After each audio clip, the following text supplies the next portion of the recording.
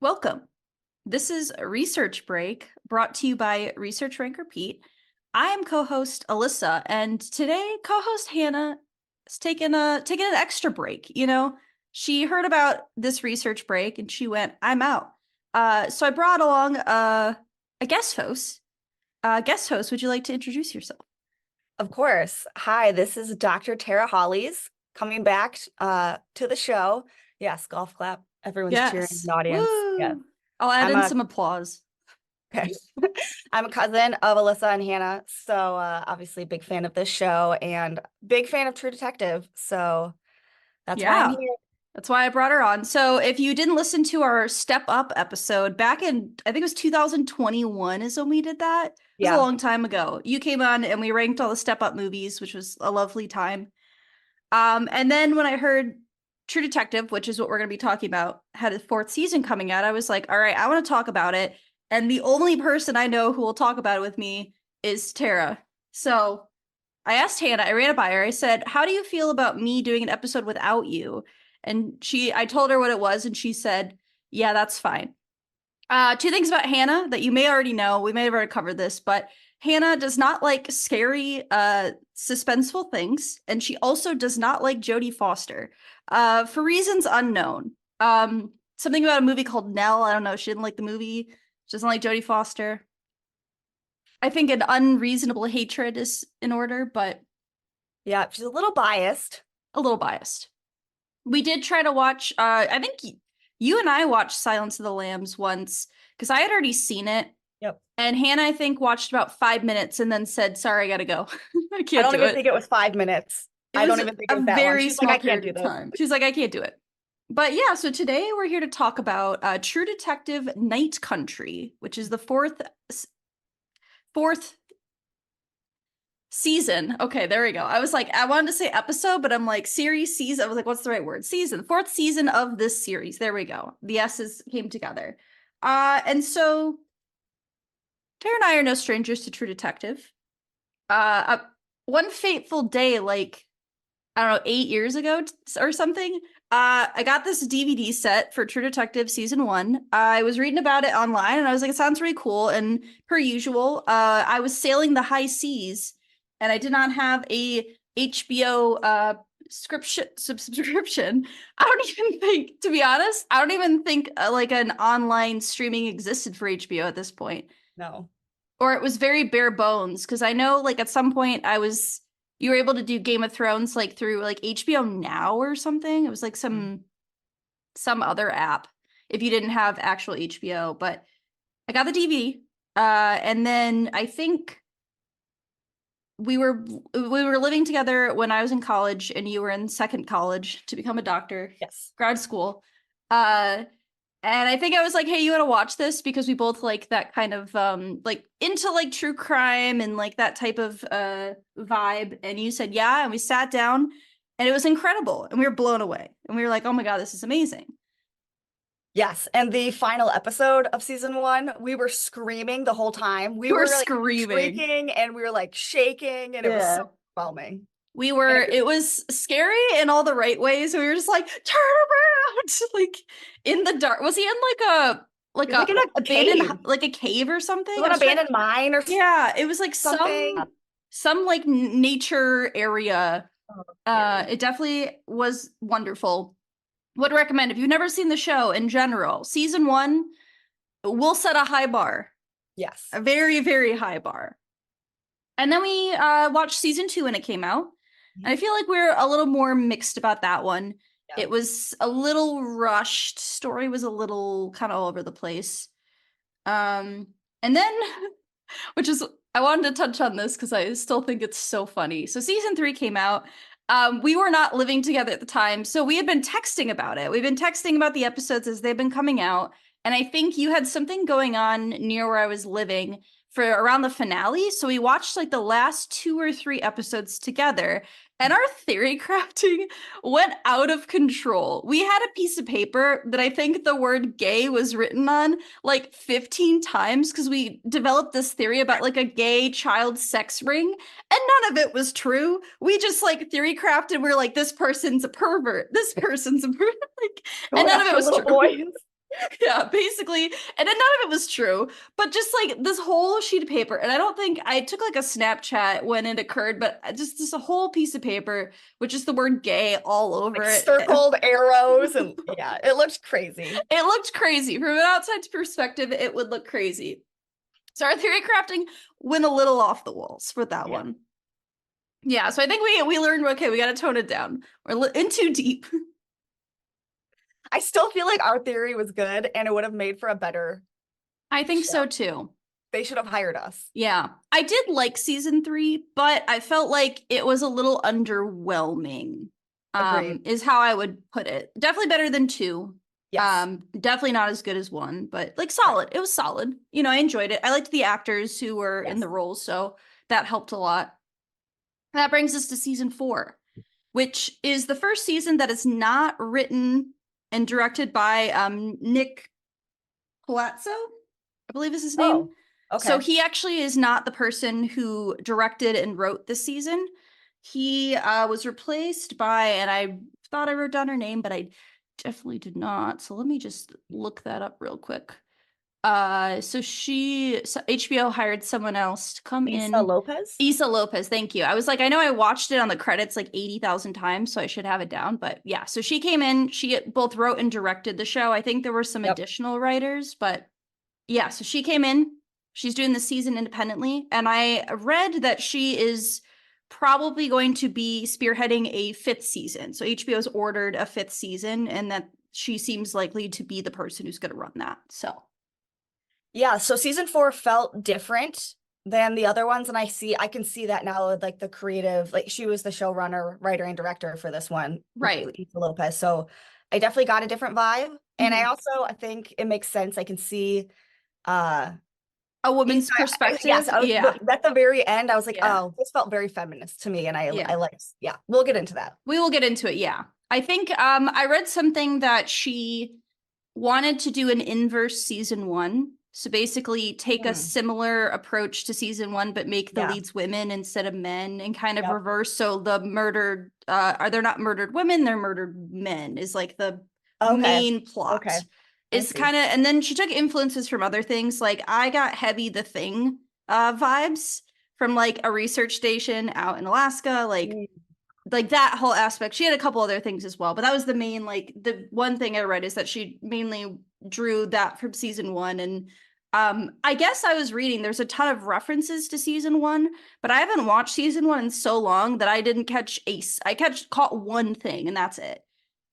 I don't know if I noticed. I mean, the pairing of the detectives definitely felt very reminiscent of them, and like the knowing that there was something in their past that like kind of caused a rift for them. But like, yeah, I don't think I noticed any explicit references. But again, it's been years since we watched season 1. I think we watched it in 2016, maybe. Yeah, that sounds about right. 2015. It was definitely maybe somewhere around there. Yeah. Yeah. Almost 10 years. Oh my gosh. 8 years, could be 8, could be less, but at least around that time. Yeah. It was before season 2 came out, because we watched that episode by episode as it aired. I know that. I wonder when season 2 came out. I'm curious. It was probably, I know we definitely watched it during the summer because we would just binge watch in the basement. Yep. Because it was so hot, and that was the only place. It's the only place that was cool. It didn't have air conditioning. No air conditioning. All right, let me see. Okay, so it came out in 2014. June to August 2014. Oh my God, or 2015. So at the very least, yeah. So we watched it at the very least 2015. Okay. It could have been 2014, but it wouldn't have been any later than summer of 2015. Okay. Yeah, almost 10 years ago. Wow. Ugh. Yikes. We're getting old.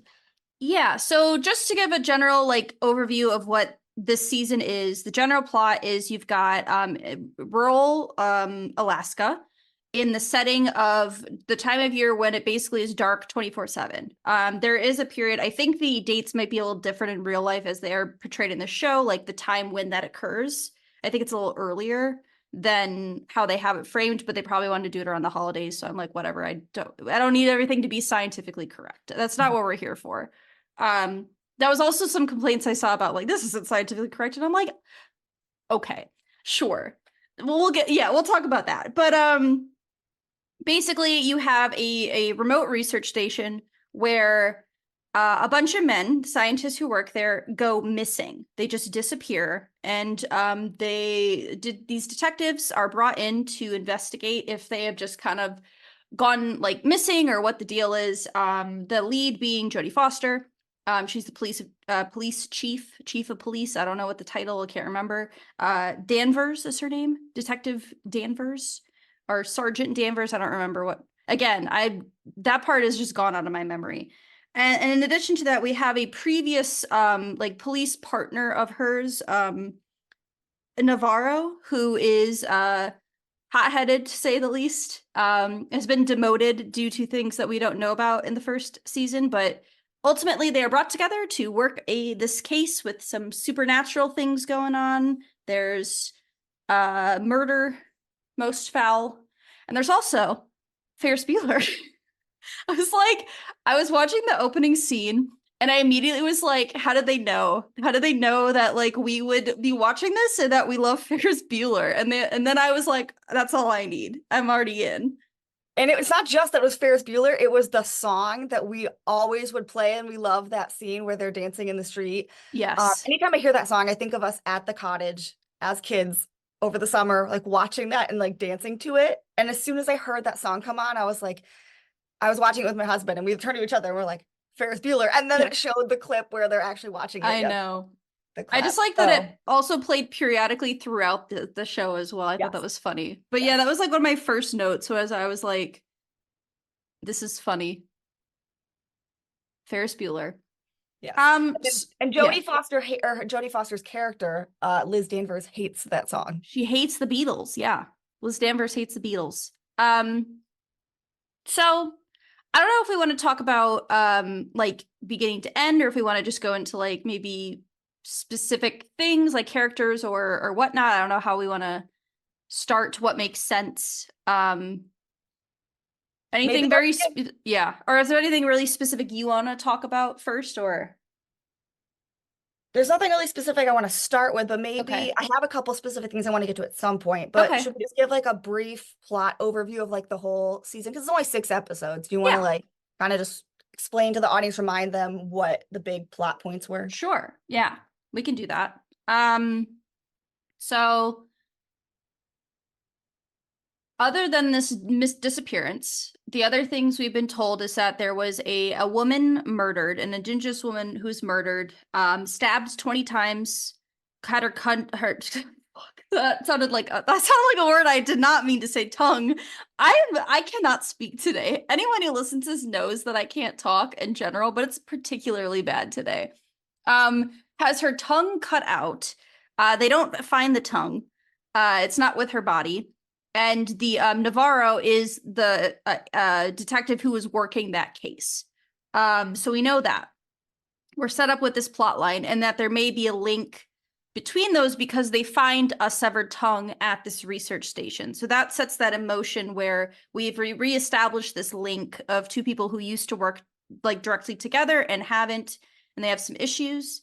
Trying to think what are some of the other like major plot points that would be good to know. So what part of the background is that this small town sort of like was built up. Well, there was indigenous communities here before, but then like there's copper or some mineral that is discovered and they're mining. So there's this big, actually maybe it's silver because it's called Silver Sky. I think it's silver. Oh, I don't know if they ever like really specifically specify what they're mining, but that it's a mining town. Yeah. So there's this big mine that's obviously run by white people, and this one white lady I think we see is like the owner. And so there's a bunch of white people have come in to do mining, and it's like causing damage. It's like whatever they're doing is like putting some kind of toxic stuff into the water, so people can't drink their water. It comes out like brown and milky and disgusting. So obviously a lot of the people who lived there before, many of whom are indigenous, are protesting and want the mine Yes. to like go because it's Right. bad. And then the white people are like, but we're making so much money, so we don't care. And so there's this drama's Right. kind of Yeah. unfolding in the background. Right. They also, I think they say at one point that like 50% of the population of the city works for the mines. So they're like, if the mines are gone, how are you going to survive? Like half the people who live here work for us. So there's like that aspect as well. Um, there's the fact that it's a small town, which means they don't have the resources that a larger police department would have. So there is a detective who comes in from Anchorage who tries to take over the case at one point, who has a history with Liz. You know, they got a little history. A little bit. A little bit of history. Yeah, a little bit. Just a bit. The other thing is that trying to think if there's like any other like general specific plots that's not like directly um The research yeah. station has been there for a while, and Yes. they, unlike like normal research stations where you'll have people like working a 6-month stint or something, because it's pretty remote. The Yeah. research is even like several miles outside of the town. So it's these single men, like they're all men, they don't have their families or anything with them, Mhm. but they all stay there for like years at a time and never That leave. yeah, that seemed interesting to me because like I know people who usually work like in Antarctica, like remote places like that, they only stay for a certain amount of time because one, it's incredibly isolating and people usually, I mean, humans in general are not meant to be isolated for that long of a period of time. It's not good for your general well-being. And I know that's generally why they don't send people to Antarctica because like you basically there's nothing. There's not a lot going on. Um I did find that to be interesting where I was like, that feels weird. Yes. Um, you know, so that made me wonder. I'm like, how are they? Then they go into it in the show. It's like one of the plot points is like, how are they funded? Like, where's the funding come from? Because it felt weird to me where being that I work for a university that receives government funding, I was like, I wonder. I have thoughts about that, and they were answered at a certain point. Um, so that was something I thought about the scientists' like interaction within the city and just in general, because it didn't seem like people really interacted with them. You know, there's a point where they are questioning some of the cleaning ladies who worked here, and they're like, they don't talk to us. Like, we don't like we're cleaning ladies. They don't acknowledge us, kind of deal. Or someone who like dropped off food. He was like, yeah, they're all weird. They're weird guys. Let's see. Yeah, I mean, it's heavily focused, I feel like first and foremost, like in the beginning on the police detective investigation aspect, and then at a certain point it kind of shifts to be more like about like uh, I don't know what the word I'm looking for, more like personal and more like focused on like people interactions between characters and like relationships and like inner conflict is maybe the right Yeah. word for that. So I thought that was a shift that I noticed at a certain point that it felt like there was a shift a bit. Yeah. Um, yeah, so it turns out like, it's sort of like the end of the world or zombie apocalypse kinds of movies or shows where like the major issue obviously is the zombie or the bad Mm-hmm. thing, whatever is going on, that the apocalypse. But then you see that like the real danger to many people is the people themselves, like Mm-hmm. being people and being shitty and Right. causing harm to other people and taking advantage of people during difficult times. So you start to see that like while there was this disappearance and these murders in the past, and those are obviously a big issue, what really becomes like more relevant and serious to the main characters is these interpersonal dramas, and even that, yeah, Mm-hmm. their inner conflicts, and they seem to like kind of those start to take center stage as you go into like the last few episodes of Mm-hmm. the series. Yeah, for sure. Um, I feel like that's a pretty good overview of just the general, like what the background is of that. So I think I'd say something I think they did really well, and it was set up really well in the first episode, is the atmosphere. I think by having the show set at night at all times really like set like an atmospheric tone that like really worked for the show. I felt like it made things more like I don't know, suspenseful. Like I was like on edge a lot where I'm like, when's something gonna jump out or like, like flashlight goes off and I'm like, no, I'm like, oh no, not the darkness. But I thought like the atmosphere was done really well. I thought that was different and made it for more like it felt very different from like the previous seasons in the show. The setting itself. I did like it being in Alaska and especially like a rural town, I think was an interesting look at like one the way things work in like small towns in general, but also just like conflicts between different groups of people, like protesters versus the police. Like there was a lot of conflict with that we saw, or like indigenous people versus like white people, or the mine people come in and have set up things. Yeah, I think that probably what worked the best for me was like this environment and set I thought worked really well and I thought was entertaining within that. Yeah, and I also think not just for the entertainment value as well, but this season really spoke to a lot of issues that are Oh, that incredibly are real. to Yeah. like the world today, colonialism, Hmm. settler colonialism, economic imperialism, indigeneity, and white people needing to reckon with like the environmental and human costs of basically being like taking Right. over much of the world and obviously causing a lot of issues. Yeah. And then like the conflict of interracial families or mixed Hmm. families, blended families in like race and also like parents. So Hmm. the fact that Liz has a stepdaughter who is indigenous, because I think Liz at some point had married an indigenous man, and I think they had like a baby Yeah, I think together. that was a step like a or a half sibling. Yeah. I'm guessing like she married her daughter's or stepdaughter's dad and Yep. then they And they had had a kid a together. son, and then it's later revealed that her husband and son died in what I assume is some sort of a car accident Yes. that they allude to, but then so she's taking over as her parent, you know, Yeah. as like a And step so, parent. Yeah. and like the step parent, stepdaughter relationship is hard, I think, for anyone, Yeah. regardless of race. But then when you're also bringing in the fact that it's like this older white woman who Hmm. doesn't seem to like fully get the like, Yeah. she has all this Right. privilege as a white woman.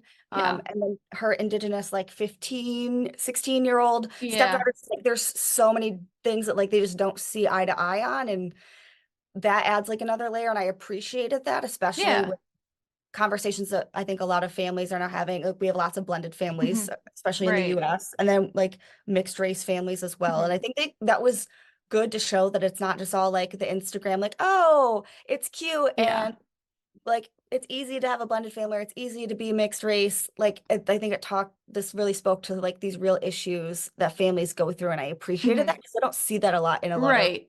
I feel uh like TV shows. I feel like they don't really show like a negative relationship with that. Because I thought it was really interesting to show like how her stepdaughter like at various points is trying to connect with her culture, like one that, she clearly doesn't really have a connection to through her stepmother, and like her pushback against that. Like Liz was not happy with a lot of the times with her stepdaughter. And so that was interesting to see that like perspective of that.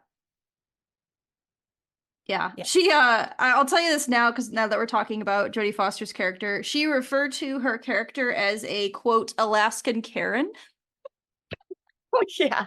which I'm like, that's perfect. I'm like, I feel like that's a great way to describe her character, an Alaskan Yes. Karen. Yes. I mean, as with this show, I feel like they're always going to be complex characters that we're not really supposed to like.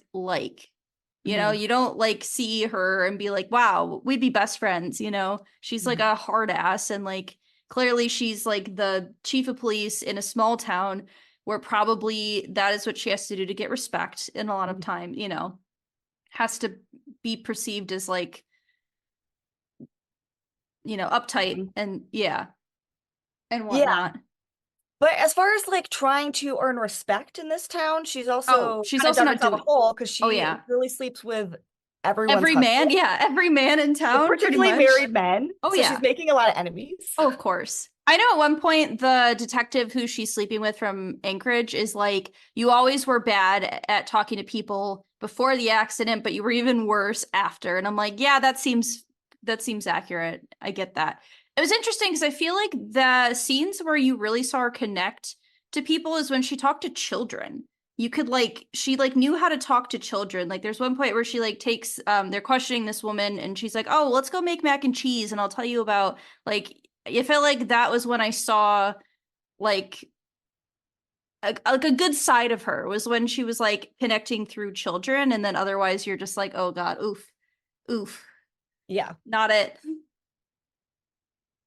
Liz. Not it, Jodie. Yeah, not it, Jodie. But yeah, so I thought her character was definitely interesting. She's not perfect. She's also driving drunk at points, She runs her employees ragged. Pete, was his name Pete? Paul? Pete Paul. Something with a P. It was definitely a P name. Yeah, what is it's he had the name of one of our family members. I just don't remember which P is it. Pete sounds right. Hold on. Yeah, I wrote down some of the names of the characters. Hank was his Peter Pryor. Yep. Okay, Peter Pryor. I think she called him Pete a lot. Yeah. Yes. Hank was his dad. Yes. Also a police detective or a detective with the force as well. Yeah. Yeah. That was a weird dynamic. So it's his dad who's been a seasoned cop who seems to have some kind of conflict with Liz Danvers. Yes.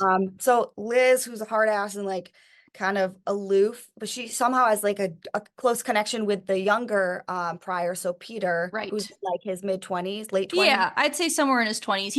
She refers to him as being below 30, so we know he's somewhere, I would assume, in his 20s. Yeah.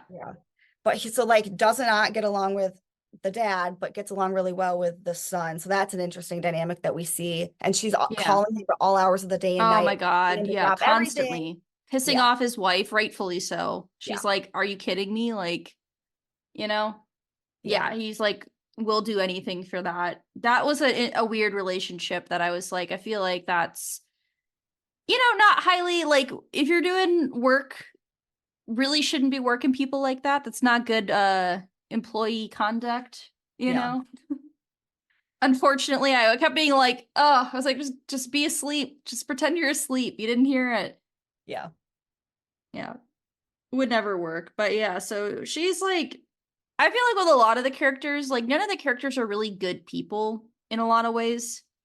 I feel everybody has some sort of flaw or issue with legal means. I mean, especially within the police force, which I know is accurate. There is a lot of corruption within police departments in general, not specifically in Alaska. I can't speak for any police departments in Alaska, but at one point she just gets heroin out of the evidence storage evidence room and is here you go, shoot up some heroin, show me where this cave is on a map. And I'm you're letting him smoke heroin in your house? Damn. Yeah. Bold. And then killing people and then covering it up. I'm it makes sense if you give someone so much unbridled power and you give them a badge and a gun. It's bound that lots of people are going to be corrupt. This is not to say that all police are corrupt, but it's a system that basically allows for this to happen.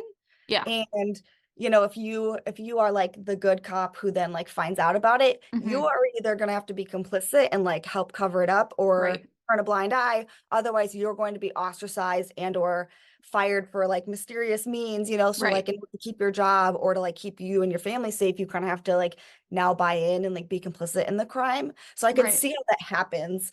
And I think they did a good job of portraying the complexity of it. Yeah, and for sure. I think Peter's character is this really honest, good person. He's young, he's green in the police force, but he's really he really believes that he can do something good for the community by being a police officer. But then you see all of these other characters who are corrupt in multiple ways. And I think they did a good job of balancing that and showing that obviously not every cop is corrupt, but that it is a system that allows for corruption. And this is certainly fairly common across the US. Yeah. I think it was also interesting to see different types of corruption, how you can use that power. For instance, one of the things that's covered up is a case that's determined to be a murder-suicide. that was a man beating his like young wife.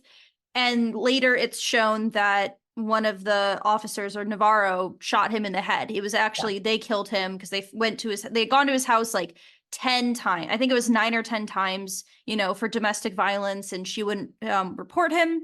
And they got there, and it seemingly seemed like she was dead when they got there. And so retaliated, shot him, and they covered it up to make it look like he committed suicide. And which is found out as Pete is investigating that, looking into that, because he wants to understand, I think, just understand what happened between the Liz and Navarro. And interesting, yeah, I think it's interesting to be like, sure, that is not okay to do, like, to abuse that power to do that, even if it's like for a good reason, or like, you could take that as you will. Yeah. Or it brings up the question of like, when morality or ethics diverges from law, which one is right? Like sometimes there are laws that are not just and they're not moral, but then there are other things where like committing a crime might be justified in certain cases. So I think it's left up to the interpretation of the audience. I think so too. And I think the main crime that goes on in the story as well, that we'll get to in a little bit, but explaining the disappearance of the men from the research site, we start to see it's like sort of vigilante justice that seems justified and moral, even though clearly it's unlawful. Yeah. And I have some thoughts about how that relates to one of my favorite short stories. So when we get to that, I'm writing this down so that we can pick it back up. Yeah, sure. Yeah, we'll definitely get to the end at some point. We will get there. I have a lot of thoughts about the finale. I thought another thing that they did pretty well throughout the show is like having this like supernatural spirituality kind of like is something else going on like within nature. Because eventually at the end of the first episode, they end up finding the men frozen out like in the tundra. They're just out in a circle for no seeming reason. Their clothes are folded up nearby. They are frozen somehow, although I feel like this is really unrealistic that one of them is alive. I was aghast. So they're like, the other thing they show the police officers, they're like taking selfies with a thing, and she's like, what are you doing? Like, get it together. This is a professional like crime scene. And as they're trying to like unearth these guys, one of the men just breaks off this dude's arm, and then he wakes up. And I was like screaming. I was like, oh my God. Horrifying. Yeah. I think it is possible. I think possible. It's incredibly rare. Possible. I have heard of instances of like someone surviving several hours being frozen, but this was like a couple of days. It was like 2 days. Yeah. But yeah, maybe not. I think there's a possibility, but it seems incredibly unlikely. Yeah. I mean, he did eventually die from his wounds later. Oh, that's right. Yep. So like he did still die, but it was a bit like, I was like, timeline. I'm like, I'm just gonna ignore that. We're just gonna ignore that. That probably wouldn't happen. But so then you're left with this like ideas. It's like, okay, what happened to them? Like there's like a symbol drawn on one of their heads. They're just frozen out in the, out there, just a chunk of men, naked men, just hanging out in the tundra. And we set up in the like the opening shots of like this research station, we set up that like something happens where like a guy, like she's awake, I think is what he says, right? Is that the line? Like she's awake. And then like the power goes out, and essentially then they disappear. And it's as if they've left everything as it was. Like there's beer, there's popcorn on a table, like everything is as if they just up and vanished. There's no sign of like a struggle. There's no sign of blood or anything that would indicate that like something happened inside the research station. Except for this tongue. That's all we have. And so they find all of the researchers except for one. One has gone, so like after they find the missing men all like clumped together and frozen to death, and the one that's like barely hanging on to life, there's still one that's unaccounted for that they think perhaps murdered all of the other men somehow. And then he's on. Yes. And the other thing we know is that he has the woman who was murdered a few years ago, he has the same jacket that she had, and later is determined that they were in a relationship. So then there gets that tied together. So then it's officially tied to this other woman's murder that happened, I think it was like 5 years prior. I think it was 5 years before this had occurred. So then you're left wondering, like, huh, so did he kill her and then kill the men, or like did something happen with that? So he's then becomes the prime suspect, and they're out on a search looking for him. He goes missing. He's off.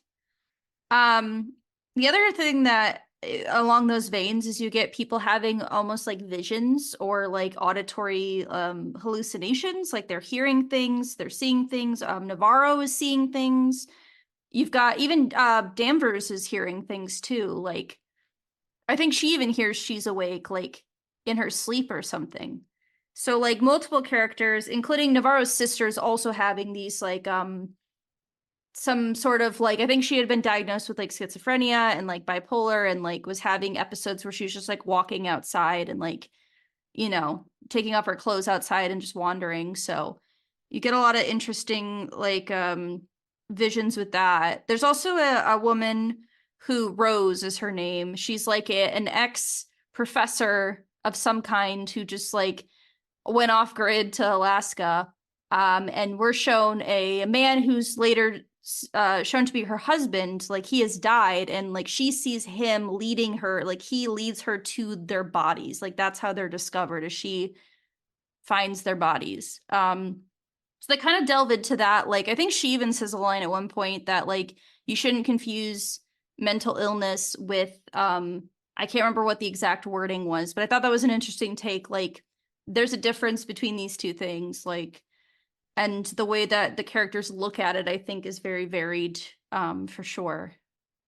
Yeah. So like one of the themes in this whole season is like spirituality, or a connection to a higher power, and have like the indigenous culture there like has connections with ancestors and spiritual unseen powers, Mhm. whereas all like the white people kind of laugh it off. Like Danvers always like makes fun of Yeah. Navarro, who's uh talking about, you know, these unseen forces and her spirituality, and Danvers is like, oh, that's all like bullshit, whatever, Yeah. and makes fun of it. So we kind of see how like different cosmologies, different people's worldviews are colliding, and people are interpreting like, yes, Yeah, a differently. hallucination or a vision or some kind of experience as either mental illness or hallucinations because not getting enough sleep, or it is like an actual spiritual connection. There is like a deceased relative that is calling to somebody, or there's some kind of message there. So different people are seeing it in different ways. And I think it's also kind of still left open to interpretation. It's ambiguous enough that the audience can, based on their own cultural worldview, can try to like, they could see it from one point or the other. And I like that they do that. So they're not alienating anyone in the audience, and it lets people like, because I think those kinds of things happen in real life, and some Yeah. people call it religion, some people will call it a spiritual experience. Other people will say that it's a hallucination. There's maybe a medical diagnosis for it. And there's a lot of things that we don't know as humans because, Hmm. you know, the subconscious and all of these other unforeseen things that are going on in our world. Like a lot of people want to understand what it is, and we don't really know. So I Right. liked that they kept it ambiguous like that, because that's how it is in real life. Like something Right. that might be a religion for somebody might be just like nonsense to somebody else, because I think most religions to people who are not in them look kind of weird and just, Yeah.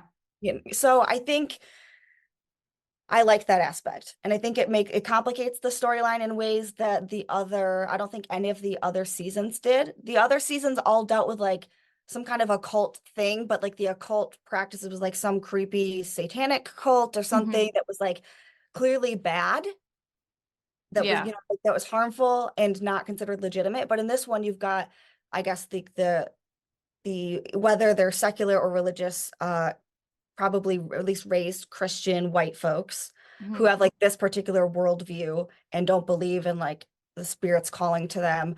And then you've got the indigenous people who are very much in tune with spiritual forces and their deceased ancestors and like all of the other elements of nature, like having a life force, Right. basically.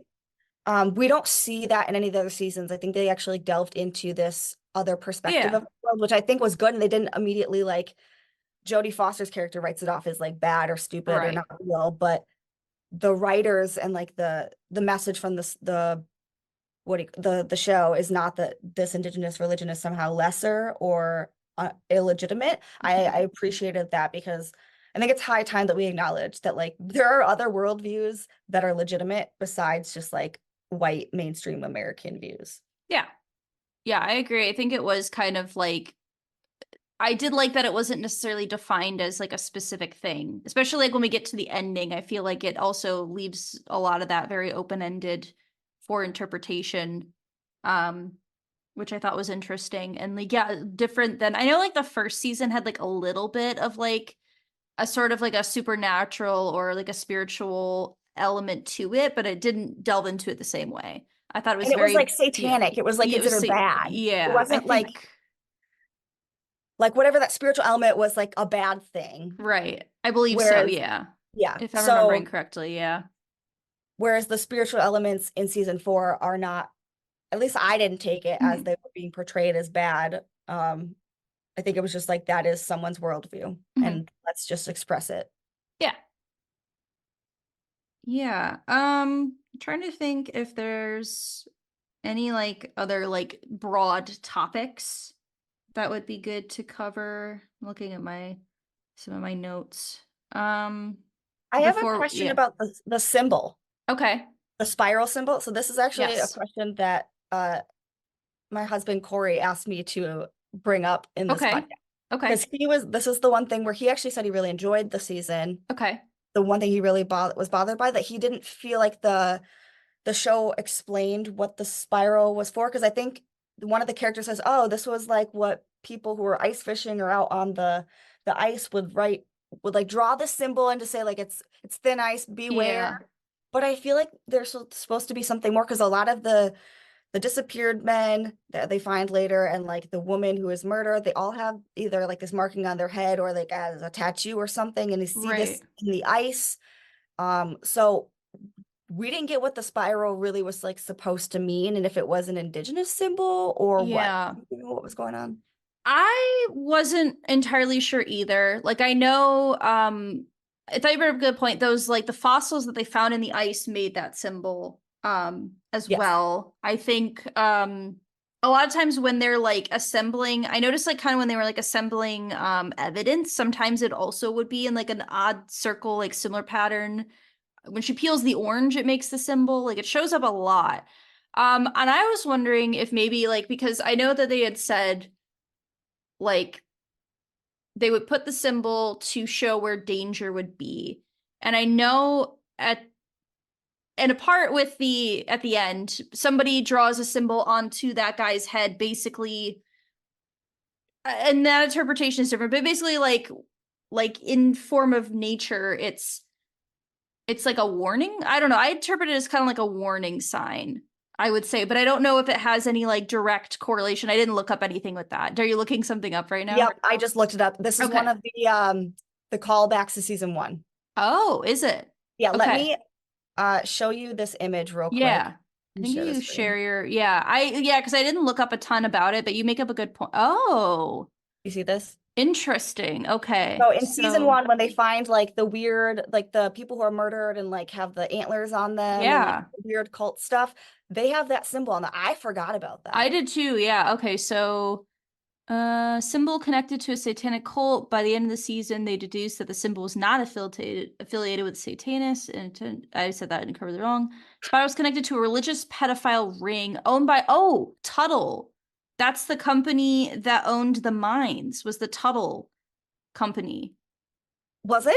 Yeah, it definitely said Oh, Tuttle. okay. That's one of the connections Okay. we missed. Interesting. Okay. So I wonder if that was more of like the symbol itself, the design was more of an Easter egg for season 1 and not necessarily drawing from any like I thought it maybe was some sort of like an indigenous symbol, like historic symbol that was like a sign of danger is kind of the way I saw it, but It makes, okay, so if it's from season 1, that kind of makes sense that they were like, oh, look at the symbol. You recognize this? But yeah, the Tuttle family, they talked about, it was like Tuttle something was the company that was funding the research station. Was through like Tuttle Incorporated or something Yep, like you're that. right. Yeah. Yeah, because Peter Pryor figures that out because Right. he does Yeah, the he's bidding. he's following the trail of like where the funding for the station comes from. Yes. Um Interesting. Okay. So yeah, I don't think then maybe it's not supposed to, because that does feel weird that they kind of did never really like went anywhere with that symbol. Like it kind of doesn't get answered by the end of the show in a sense of like a Yeah. definitive thing. But maybe it's gonna come back in like the next season or something. So Maybe. maybe it's one of those things that's left because it's not yet fully. Understood. Yeah, Yeah. maybe. Hmm. But okay, now Interesting. knowing that Okay. it's linked to season one makes me appreciate and that it wasn't just random. Okay. Yeah. Okay. So that makes a little Good more work, sense. writers. Yeah. Okay. Okay. I see that.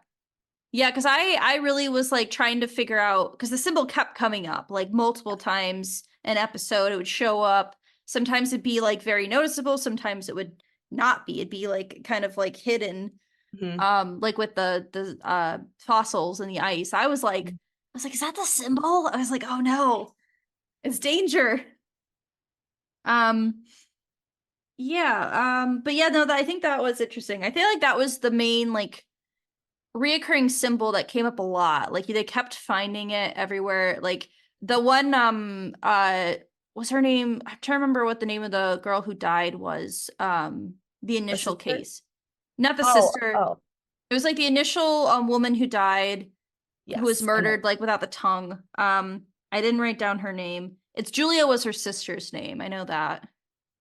Let me see. I can't remember, Katie or Annie. Annie. Annie, Annie Annie, K. Annie Annie K. K. Okay, Annie K. I know her friend had said that she was having dreams about the symbol, and then when she got it tattooed, the dreams stopped. So that was like, I don't know, Interesting. something that she dreamed about was that symbol. Okay, so maybe Annie K was receiving spiritual guidance from the ancestors or some other Yeah. spiritual force that was warning her that the research sites and the miners are all like funded by Tuttle or whatever. That like there Yeah, are maybe. these evil white people are basically trying to destroy their town and their people, like by Right. putting toxins in the water and like all of these other things, destroying the Yeah. environment and in general just like colonizing. Right. So maybe she was getting that warning because she's Annie K before she was murdered. She's one of the lead protesters against the mine. Right. So I Yeah. think like she was sort of like this uh prophet figure Hmm. for her Right. town to like try to protect the town from the white people, the miners, the everybody else who's trying to corrupt it. Right. So yes, I could see that maybe like this linking back to season one, and it's like these evil forces that she's being warned about because she's in tune with this because of the way that she sees the world and she's like aware of Right. secrets. Because not everybody else like gets these visions or these dreams because they're maybe not as spiritually gifted or they're just not in tune with that. And like, yeah, so I think Right. that makes sense. Yeah, I think that makes sense too. That seems very reasonable. Um, Let me see. Do do do. So, do we want to go to like the end game type of Yes. discussion now? So finale episode. Basically, what we find out is that they find Clark, right? They find this dude. He has been hiding in ice caves. The research station had a secret, like laboratory underneath that was in the ice caves, which is where they were doing, like they were taking cores of ice and trying to find like microorganisms to help with medical related things. That part felt a little unclear to me. It wasn't, which I don't think it necessarily needed to be that developed, but They were looking for yeah. something that was supposed to like help regenerate life and like would be able to cure cancer and a lot of Yeah. things like that. Like an ancient type of DNA. They wanted to use like ancient DNA to help with current problems. I know a big thing, it just is just from an outside, like just knowing about climate change and some of the research done, there's a big concern about by having permafrost melting, it'll release like pathogens and bacteria that haven't existed, and we won't be able to treat it because we don't have like that type of like our bodies are not accumulated to those diseases that existed, you know, thousands of years ago and whatever. So I know I was like, that's an interesting take that they're like, we're going to use it to help people when it's like, I've also heard like there's this possibility that it could be like the opposite effect where we get things that we don't have like our ancestors probably like had a resistance to, but we don't as a current, you know, population. But basically, so find these ice titles, ice caves. They're trying to find where Annie K died because they determined she died in an ice cave.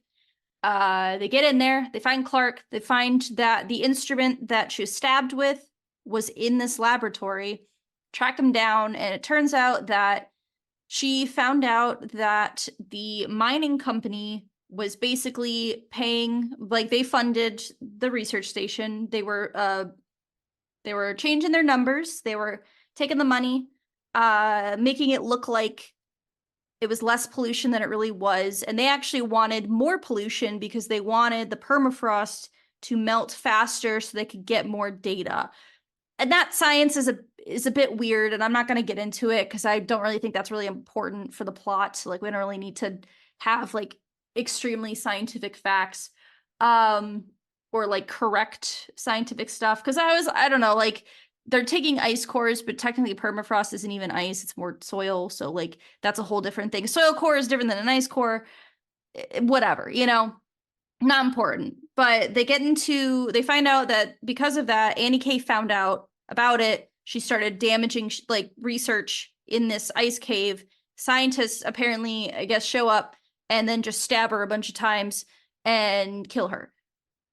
Yeah, because she was destroying the ice cores. And so they are like, naturally, their response is kill her. Destroyed our evidence or our research, therefore we are going to kill you, because that's how a normal, rational person handles conflict. Yeah, but my thought is, again, if we're talking about the impacts of isolation, if these men are isolated and their whole lives are their work, I can see somebody, like, that was my interpretation. I'm like, if somebody is isolated, their whole lives are their work. Like, this is what they've been working on. This is like the cure for humanity. Then I could very easily see somebody seeing their work destroyed and snap. Like, that was like the way I looked at it, because I was like, I like the way that they're emphasizing like how important this work is it's like yeah, it seems unrealistic. Like, oh no, you've seen too much, time to die. But yeah, I was like, the isolation could do that, you know. I could see that. You're right. Yeah, now that I hear you explain it, you're right. I do think that like isolation does really disturbing things to our psyche. So I think you're right that is, in those kinds of conditions, someone might snap. Yes. Yeah. It still felt a little weird. I was like, okay, sure, I'll look at it that way. It's fine. So then she dies. They cover it up. It turns out Pete's dad, Hank, must have, I don't know what dirt they had on him, but he was working for the mines and helped move the body for them. So I don't know. Yeah, I don't know. They never really actually say what he did to like do these, like be blackmailed into doing these things. Like he was told if he did that, he would become chief of police, but then he wasn't. So then, you know, because we see a meeting between him and the woman who's in charge of the mines. I can't remember what her name is, but basically she's like, get rid of this, the guy who's doing heroin. We need him gone. And that sets up a whole interesting thing. But anyway, so they move the body, they set it up. On the other side, we have the fact that Hank is, you know, basically follows Liz to her house where she's got a guy smoking heroin in her bathroom. That whole setup I felt was a bit weird. I was like, I don't think she would take him to her house, you know, to smoke heroin that she stole from evidence. That I was like, that's a lot. That's a lot going on. But where else is she gonna take him? I guess that's true. I guess there's got to be some public restroom or something, you know, like somewhere he could smoke outside. It's a rural town. It's dark. Find a random spot, have him smoke out. I don't know. That was a bit weird. But anyway, Hank just shows up and then shoots Otto, right? Was his name Otto? Yep. Shoots Otto in the head, or not in the head. He shoots him in the shoulder, then he shoots him in the head. Then his son shows up because he's hanging out in a shack in her backyard because he got kicked out of his house because his wife's pissed at him. Right, you know. And then basically we have a showdown where he's pointing a gun at his dad's pointing a gun at Liz. It's a triangle. Liz doesn't have a gun. And ultimately, Pete shoots his dad in the head. Yeah. That was pretty disturbing. Just the whole setup. I thought the tension was done well, but it was like, oh, so he chose the way you could look at it is he chose Liz over his dad. Although his dad, his mommy figure. Yeah, his mommy Liz, figure. The overbearing mommy figure over Yeah. his dad. Yeah. I mean, he has mommy issues because his mom left them, you know? Yeah. It all checks out. But anyway, so he's left to clean up his dead dad and this heroin addict scientist Otto. And so he's got to deal with that. They're at this research station and it's a blizzard. Of course, the blizzard's here. So they're trapped. They're trapped with the scientists. Navarro at some point lets him out. He just goes and dies outside, you know, basically freezes to death. And then they are stranded out there, and then that's when they start having more of this internal conflict and spirituality or hallucinations, however it's interpreted. And eventually they deal with that. Research station opens. It's bright out. She fell in a pool of ice and didn't get hypothermia and die, even though they had no heat. That I was like, that's a little hard to believe. She's fallen into ice. And meanwhile, we have this whole talk later about how Pete fell into the water ice skating and like had to go to the hospital and like was a huge deal. Meanwhile, she's just like in a blanket by a fire, like keep breathing. And I'm like, and then she's perfectly fine, like another like 2 hours later. And I was like, okay, that's a little extreme. I get that they wanted to be dramatic, you know, she's trying to sees her son under the ice and then falls in, you know, her dead son, trying to make it dramatic, but it was a little hard to believe the series of events to that. But they find the hatch. They're like, I don't know, something about what she says. She's like, the hatch. And then they get some handprints belonging to a woman that we've seen. With like 3 fingers, right? She has 2 missing fingers. Yes. Yeah. So then they take a little trip to one of the woman's house, and she's been staying with another woman because I think it was a boyfriend or a husband had been beating her. This was like a early plot point from like I think the first episode. Yep. So she was staying with this other woman, and they tell a nice story. Tell a story. Yes, and it's like, so the women that are there, so like the younger woman who's missing fingers and then the other older woman, they are cleaning women, like they have worked as custodians who kind of like go around to, I think, the mine, to all of these other like larger police department. They go to like all of the main companies and like whatever buildings throughout the town, and they clean. And so one of the places they go to is the research station. They're one of the few people from the town who actually is allowed to like come into the research station and clean. So they tell a story, and they frame it as like, well, we've got a story to tell you. And it's all, so to like think about the optics of this, like the shot of this scene. So it's these 2 cleaning ladies at like the one end of a kitchen table, and then it's Navarro and Danvers the other. So it's all of these women, and you start to like see that like, okay, the cops are like, okay, we see what's going on. This is like a story in quotations where they're not admitting to anything. They're like, this is just, it's just a story. It's just fiction. This is what we think happened to the disappeared men. And it's clear that the custodians are behind, like they explain how they in fact were the ones who forced the research men out of their station and like into the darkness in the middle of the night. Right. So I think it's just interesting that they never show them actively harming these research men. They basically round them up, put them in a truck, take them out into the wilderness, tell them to strip, and then I think the one woman says something like, left him to see what she would do with them, like her being up to interpretation. It could be nature, it could be like a spiritualness, or anything really. And they all died. And nature, Got him. I took the she to be the spirit of Annie K, Mm-hmm. who was like trying to get revenge, but I also think it could be Mother Nature Mm-hmm. or Right. something. But yeah, so the woman said, listen, these men, they weren't that far away from their research site. So if she, whatever this force is, doesn't want to kill them, Right. They'll they come can put back. their clothes Yeah. back on and they can walk. I mean, they'll be really cold, but they can survive. Right. So we're not, it's out of our hands. We did not cause their deaths. Right. We left it open to whatever spiritual force that is female to Mm-hmm. do what it Yeah. will do with them. Yes. They just kind of like facilitated it and made it possible for this nebulous, whoever this she is, Yeah. to make her decision about how she's going Right. to punish or deal with the men, if at all. Right. Because you have this earlier in the episode, you have this scene where Navarro like hears a woman calling to her, and you can interpret that. Like I thought that's it, I don't know, at least the way I saw it was implying it was the same entity, but it chose to not like take her. Like it basically was like gave her this vision and like gave her her name, and then that was it.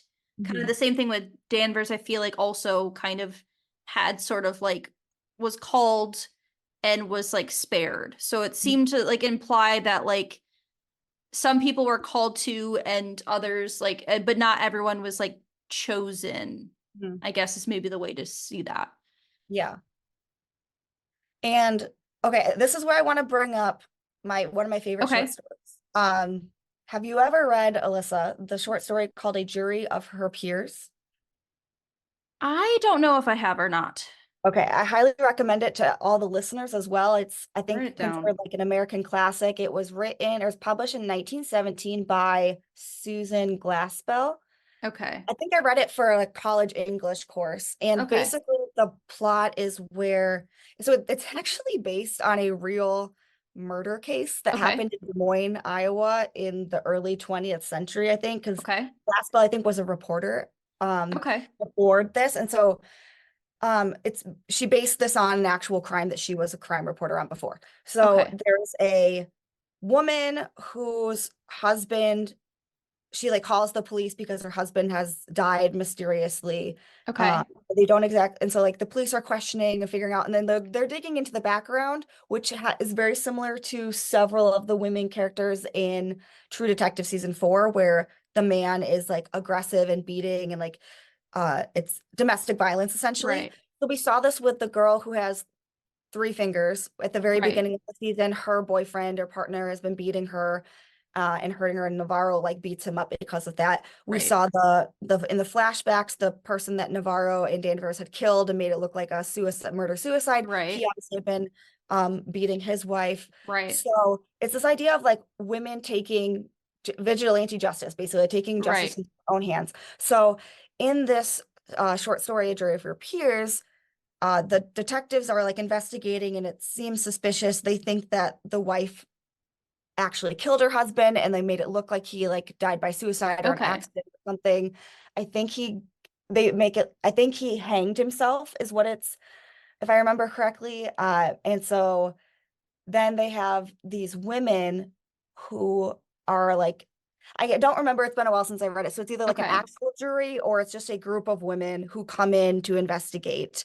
Hmm. And all of these women are aware of the abuse that this recent widow has Hmm. been suffering at the hands of her deceased husband. And they realize that she, in fact, killed her husband, but it Hmm. was because it was like in self-defense. This was the only way Right. she could protect herself because at this time in the early 20th century in America, a woman couldn't just like go off on her own and like Right. divorce and like there was no real viable, I think, option for her to like, and like nobody recognized domestic abuse as abuse. Like, No. Mm-mm. assault of your wife was not Right. considered assault because she was like your property and like Right. whatever. And it was consent because she's married to you. So it's, so Right. there was really no other option for her to like protect herself other than to kill her husband. And so it turns out at the end that all of these women are in cahoots and they know what happened, but they're like, we think she's justified. And so they Hmm. basically, uh, they acquit her and they basically say like, yep, it was it was a suicide Hmm. and it's a sad thing, but now, like case closed basically. And I felt like that was very much how the True Detective season 4 Yeah. was, where all of these women come out, because at the end scene when they're telling the story, all of these other cleaning women come out. There's like 20 or 30 women in this there's a house that are all ton. like, and they put the hands like on the shoulder of the two women that are sitting there telling the story, and the detectives are like, okay, I see what's going on here. They're all like admitting that they're part of this, and if we, we would have to arrest all of these women, and we actually think they're justified in what they're doing. So again, morality and law are like divergent. So we have to pick which one are they going to be loyal to? Morality, doing the right thing, or following the law, and they choose to be moral even though it goes against the law. Right. All of these women again, so these women are sort of juries of their peers, of the like the detectives become a jury of the peers of these women who force the research men out and stuff. So I like this because it's very feminist. It's like women supporting women and choosing to side with justice to protect women when the legal system will not protect women. Because, the fact that there was all of these calls against that man with the murder-suicide case, like 9 times there was domestic dispute calls and they did not arrest him. The law could not protect this woman from the abuse she suffered at the hands of her husband. And all of these other women who are being abused by men in the town, like the law cannot protect them. So they have to protect themselves, and it's women protecting each other, which I really liked. That was probably my favorite aspect of the show, was that it was women supporting women and being in cahoots with each other, and it was going against the law, but for moral reasons. At least I thought it was moral. I saw it as justified. So I have a question for you. You brought up an interesting point, and I was going to bring this up, and that's a good time to do it. Do you think Navarro was involved? Do you think she was in on it? On what the cleaning ladies did? Yes. I hadn't thought about that. I read a theory, because we never learn where the tongue comes from.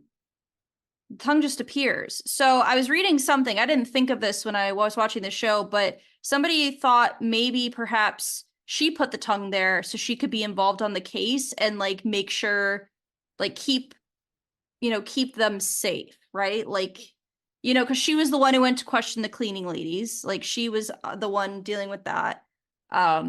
It's very possible because that case was very close to her. Maybe they told her once they found out that the scientists killed them, and like maybe she was involved, like an inside person. And that's why she kind of seemingly disappears at the end, because she is in a way like very involved in that. So that was just something that I was like, what are your thoughts on that? If like, do you think she is involved or maybe not? Like, because that's also could just be a story. Like, because when she asked him about the tongue, it seemed, I don't know, I was like, when I thought about it, I was like, it kind of seemed like maybe they were like, oh, we didn't have anything to do with that. Like, that wasn't us.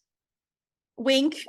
Yes. You know what? I hadn't thought about that, but now that you bring that up, and the women admitting essentially through their story explaining that they like were complicit and that they did all these things, but they said, yeah, the tongue wasn't us.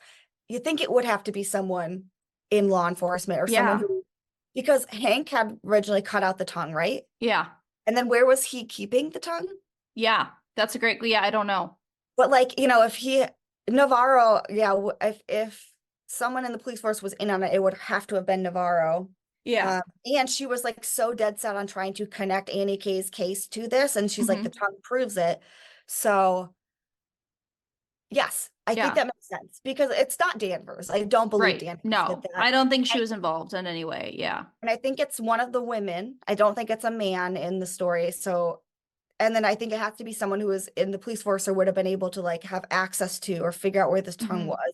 I don't think it was Peter, because I don't think he was very much by the book before. So I don't think he would have done anything like that.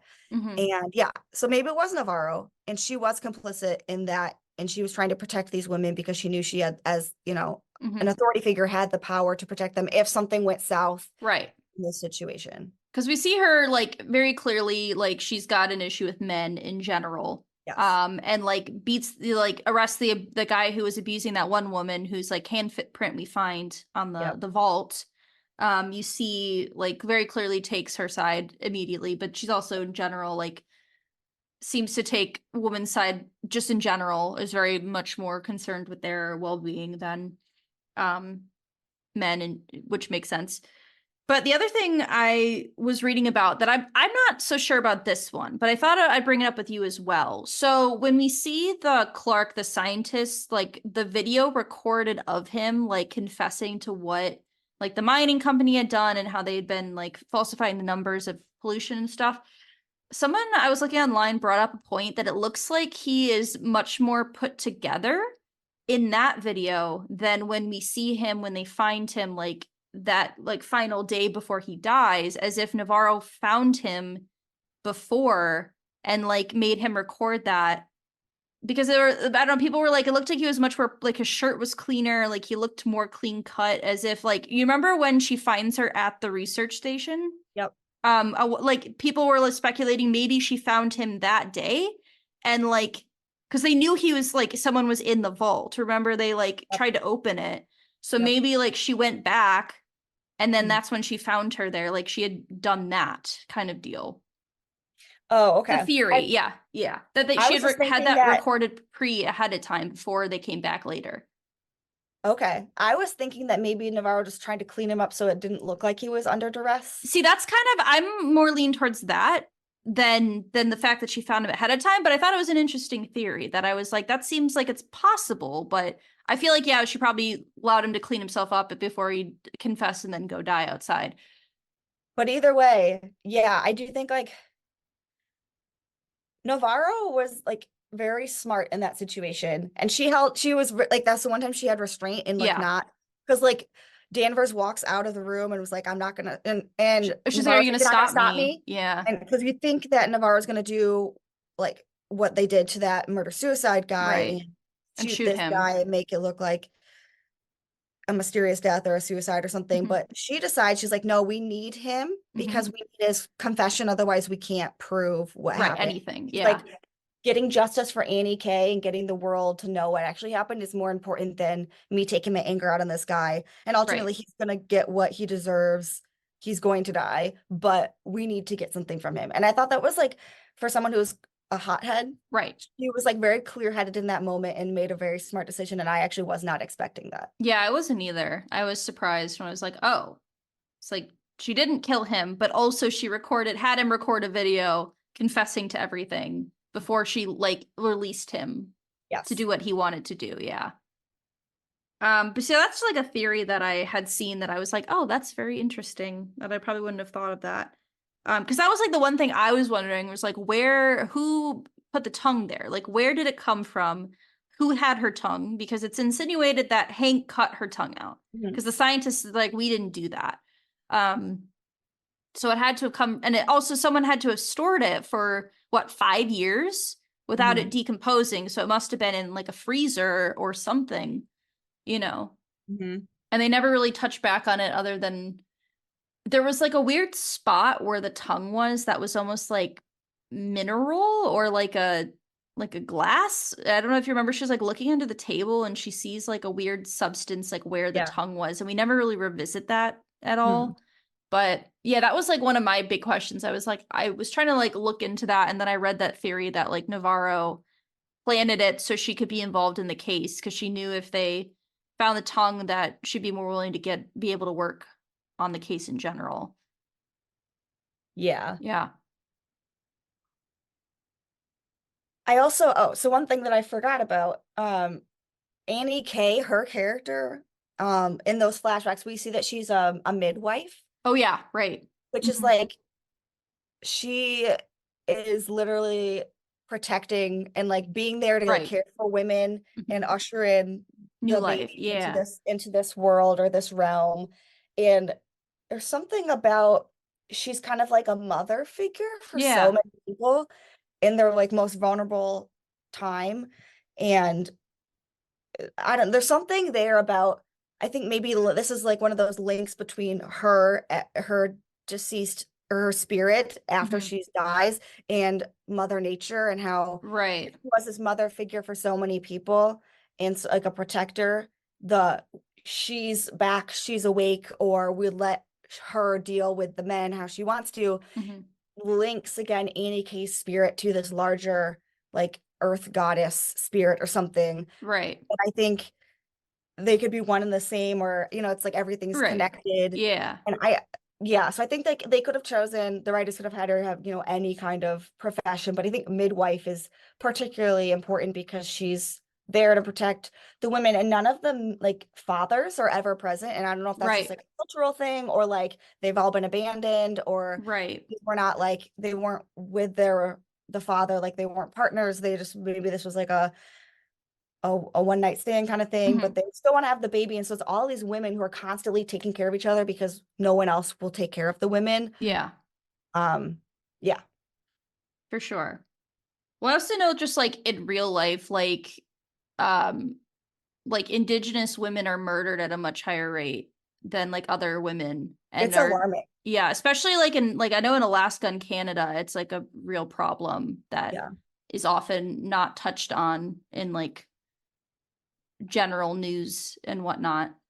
But I know I've Yeah. like read some things about that. So I feel like they did a pretty good job of like touching on elements of that, not necessarily like that being the direct focus, but I did think it was interesting to get like some like look into like that type of community and like environment that would like lead to that. Yeah. I'm trying to look up statistics because I think it's like a It's crazy, crazy. Yeah. It's like a crazy number. I want to say it's like, and this is not just even in Alaska and Canada, like this is in the lower 48 as well. Mhm. The rate at which murdered or Indigenous women are murdered or go missing is like, I don't know exactly how many more times than even like the next racial group. Right. And then like compared to white women, it's like insane. And like looking at the percentage or the proportion of people in the US who are Indigenous compared to white women, and seeing like it's very disturbing how proportionately how many more Indigenous women go missing or are murdered. And then they're not even, many of these cases aren't even investigated, or if they are, it's Right. like cursory and perfunctory, and there is no actual Or as we resolution. see kind of in this, like people keep secrets in a small town. Like people will cover Yes. for people. People will not talk if they know things. Like they don't trust police. They don't, there's a lot of, yeah, like I think facts that were interesting. I have us one stat Okay. that says that specifically Indigenous women are 3 times more likely to suffer from domestic abuse, and that in 2019, 4% of homicide victims were identified as Indigenous females. Specifically, I don't know if that's worldwide or if that's where that is. I'm trying to see if there's any other specific stats. Um, let's see. Okay, I found something. Now I don't know. I can't verify that this Mhm. site is accurate, but it says 85% of Native American women report experiencing violence, including sexual assault, domestic violence, and rape over the course of their lifetime. And we know that these kinds of assaults are also underreported. So Mhm. Oh that's yeah. insane. Because I So I think for the yeah. like across the average, or like for American women, regardless of race, isn't it like 1/3 of women will I experience think something like so. that? Something like that, yeah. So 85% for Is Indigenous women, that's yeah. incredibly high. Right. I do have a stat. It's from our most trusted website, Wikipedia, so take it with a grain of salt. From 2001 to 2015, the homicide rate for Indigenous women in Canada specifically was 6 times as high as homicide rate for other women. Okay. So Yep. yeah, so that's for Canada specifically, but uh yeah. Okay, on nativewomen'swilderness.org, it says the murder rate of Indigenous women is 3 times higher than for Anglo-American women. Yeah, so And it, it's a new like it's specifically like that group is it's way higher than any other like any other group of women in yeah, general. yep. Yeah. And okay, this is according to the CDC, murder is the third leading cause of death for Indigenous women. That's My crazy. God, that's Murder, yeah, insane. that's That's should insane. not happen. And the Yeah. fact that it continues to happen because Yeah. it's not like nobody's investigating, or nobody seems to care. Like the people in authority obviously aren't doing enough to Yeah. prevent it or look into it. It continues to happen. It's so alarming. And yet when, I mean, this is like the converse side of missing white woman syndrome, Oh where, yeah, yeah. like with the Gabby Petito case a Right. couple weeks Where you ago, how get like like everybody follows that. national coverage. Yeah. Yeah. But it's like, Mhm. and Gabby Petito should have had that national coverage, but Oh, so for should sure. every other missing Yeah. or murdered woman, regardless of race. But white women are privileged even in death to have Yeah. justice for them when this happens, even though they're much less likely to be murdered Right. statistically. But Yeah. it's just like it's very clear what our media and our um, law enforcement like cares about. It's very clear that Right. white Prioritize. women's Yeah. lives and even their deaths are considered more valuable Right. than, especially more than Indigenous women, but more than Black women, Latina women, like basically any woman that's not white. And Yeah. I mean, it's just, we've talked about this just in general because you and I listen to a lot of true crime podcasts. There was a very long period of time where pretty much every true crime podcast was focused on a white woman's murder. yep. For a long time, like many years. That was like there were some that are focused on other groups, but it was like a predominantly large amount of the investigations were about like murdered white women, like And young white women. Yeah. I would say I listen to a lot of true Mhm. crime. I would say even like the ones that I think are doing a good job in like seeking out stories of women of color and like as Mhm. victims or survivors, like there's not as much information on Right. those cases because they're Yeah. not as reported. So a lot of the stories that I do hear about are still about white women because those are the ones that are reported on. Um, and it's like it's disturbing to see Yeah. how women are women, especially Indigenous women, are just like discarded as if they don't matter. And the fact that this Yeah. is happening and it's like an invisible crime because so many people don't even realize that it's happening. And maybe something about the invisibility here is like symbolized through the invisible forces of nature that are like calling to the women in this season of True Detective, Yeah. like highlighting because like all of these invisible crimes that are happening, the fact that people are refusing to see Indigenous women as like full people and worth our attention. And Right. then, so like the cosmic justice is crimes that are happening then to the men who are perpetrating violence against these women. What happens to them is sort of invisible. And I think Mhm. maybe that's like a symbol why we don't understand, we never really know what happened to the men. We know that they were left out there and someone or some female force was going to deal with them, but it's like this invisible force. I think that's meant to highlight and represent the invisible nature of the violence perpetrated against particularly Indigenous women. Yeah, for sure. Yeah, and I So I think the thought, writers did a yeah. good job with like highlighting these themes through like this kind of like symbolism. Right.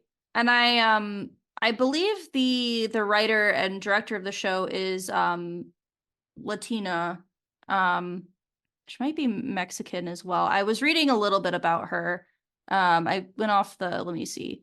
Let's see. She was born in Mexico. Mexico, yeah. So I think because I read like a little bit of her about talking to it that she um yeah, that like things that she had inspiration from and some of that. So yeah, so I think probably I think I did notice that some of the things that kind of felt different comparatively to other seasons, I feel like potentially having like a woman being the head writer and director of the show had an influence on the way the story was written, which I think was a different perspective that was like highlighting important things and important perspectives that we don't always get with these types of shows, because I feel like a lot of the time when you have stories that are like true crime that are people being murdered, often the people being murdered are women, like generally that's just like how it is. So it feels like it was interesting to have many of the people, the main story be focused on men and as opposed to women, um which I thought Yes. was an interesting perspective to have for It sure. was refreshing. Refreshing, yeah. So, I want to talk about some critical reception and audience reception and some things like that. But what are your just like general feelings of the season overall? Like, how would you compare it to other seasons? Like, what are your overall thoughts before we get into some other people's thoughts. Good question. I don't think any season will ever compare to season one. Season one, and I think it's also the novelty of season one because of like it being this whole new idea was season one, and also like McConaughey, like you just can't like you can't. And Woody Harrelson, like they were just such a good combination. Like I love season one, and I think that's always going to be my top. I think I would put season four as my second best one. I mean, I enjoyed season three. Season two is a little weird, but I do love Rachel McAdams, so I'm like Yes. conflicted with that one. But I do think I would have to like rewatch all the seasons to like review what I thought about each of them. But right now, I think season four is like my second favorite.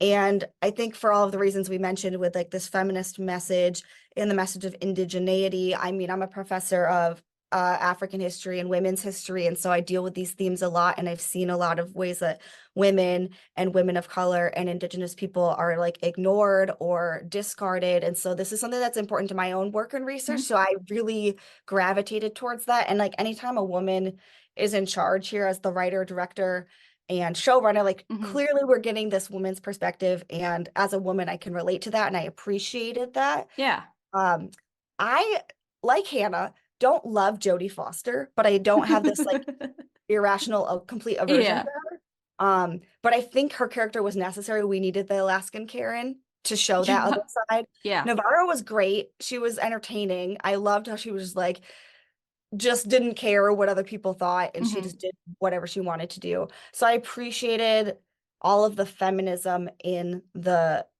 show, and so that's why I think it's my second favorite. Yeah.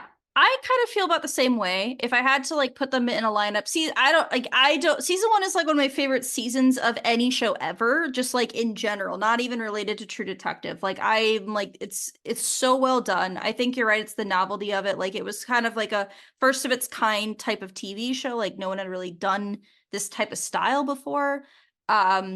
And like a more of like a mini series focused on like a set like character study as well as like an overarching plot like that. Like yeah, the two leads had such great chemistry together. So I don't think anything's going to top that. And I did like season 3, although I feel like it was not exactly the story that I wanted, like the way that it ended up going. But it was still well done. Season 2 it's fine. It's a fine season. But I think 4, I probably right now, like again, I haven't watched any of the seasons since we watched them. So I don't know if I could like accurately like say this is definitively it. But as we stand right now, like I really enjoyed season 4. Like I don't think it was perfect. I think the ending felt a little bit like off, maybe like it didn't like stick the landing for me in some ways. Like the way the story went in like the last 2 episodes, I feel like maybe it was a little, could have been written a little tighter, like just the general story itself. But I really liked the environment. I loved the atmosphere. Having it in the dark felt like really unique, gave it like a very specific vibe that I thought worked really well. But yeah, so let's talk about some critical response because I'd love to discuss some of these things with you. I went online, and after I finished the season, I went, how many people are going to hate this season? That was my first thought. Here are some things that I found. I think the first thing I'm going to do is I went to IMDb and I looked at all of the seasons and I looked at what the lowest rated episode of every season was because I was curious, like every season has, you know, like a bad episode, I put in quotes. So season 1, the lowest rated episode is an 8.8. 2, it's a 7.3. 3, it's a 7.8. And season 4, lowest rated episode is a 5.4. Which episode? The finale. Huh. Yeah. Yeah. I thought that was interesting. So then I went and I looked at every single episode of season 4. Every single episode is rated lower than the lowest rated episode of season 2. So every single episode has a rating on IMDb below a 7.3. But interesting, if we go to look at other sites, Rotten Tomatoes had it listed as a 92% for the season critically, 8.5 out of 10. Metacritic had an 81 out of 100. Critically, it had like critically well received. Critics really liked it. Rolling Stone said it was the best finale of True Detective ever, which I don't really agree with that, but that's fine. Besides the point, people were critically really liked it. However, when I go online and I'm looking up some responses. I went into people reviewing it in IMDb and I found many, many 1-star reviews. I went to Reddit as well, which is always a mistake for a male, the male perspective is very dominant on Reddit. I just was curious about what people were saying. So here's some things that I found. Somebody said this is the feminist agenda. If DEI was a show, they said this is the worst show I've ever seen in my life, which I'm like, you've never seen Pretty Little Liars. You were like, you don't know bad TV. Like, if you're saying, I saw a lot of like, this is trash. These writers should have, like, this feels like a Hallmark movie. And I was like, what are you talking about, people? Worst writing. What was some other things that I found something else. I also found that the original creator of the show, Nick Palazzo, apparently has been very critical of this season, even though he was technically an executive producer on this season. He was critical of it. He didn't like it himself, I guess. Not a fan. But yeah, so I have to wonder, and just a theory throwing it out there. If every single episode of this season is lower rated than season 2, which is generally considered like a not good season. Like, I remember when we were watching it, people didn't like it. People weren't like super into it. One, because it followed season 1, but also it just was a little bit of a messy show. Like, the season was a bit messy. The character dynamics were messy. I have to wonder if this is getting the Captain Marvel treatment. Do you remember so Captain Marvel was the Brie Larson led Marvel movie where it got like absolutely review bombed on like Reddit, on Rotten Tomatoes and IMDb. People were like giving it 1-star reviews, yet it was made $1 billion in the box office. Like, it was a huge success, like money wise, but like critically, like audience got like absolutely like review bombed, like before it even had come out. Like, there's a whole thing about that. Basically, people were unhappy, I have to wonder if this show, this season, specifically focusing on women, like the main characters are women. Here's my other favorite quote. I saw somebody say, I don't understand why they wrote these male roles and then casted women in them. And I was like, what do they mean by male role? A police officer, a person in authority? Like they basically insinuating that they gave women the roles intended for men, as if the main writer, the woman who wrote these roles, wrote them for men, but then, diversity, we got to give them to women.